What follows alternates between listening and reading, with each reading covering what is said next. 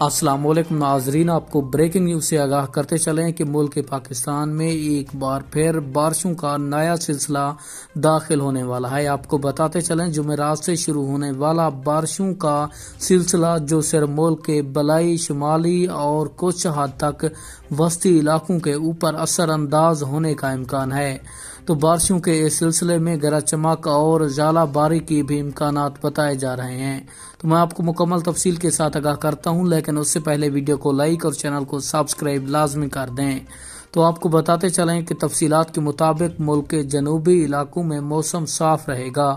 وسطی علاقوں میں بھی زیادہ تر صاف رہے گا۔ آج رات یا صبح سویرے خیبر پختونخوا، جنوبی مغربی علاقوں میں اور بلوچستان کے انتہائی شمال اور مشرقی علاقوں میں چند ایک مقامات پر بارش، پہاڑوں پر برف باری کا امکان بتایا جا رہا ہے، جبکہ آنے والے دنوں میں ملک پاکستان کے مختلف علاقوں میں سردی کی لہر میں اضافے کا امکان ہے اور پنجاب میں بارش کی بوندا باندی کا امکان ہے۔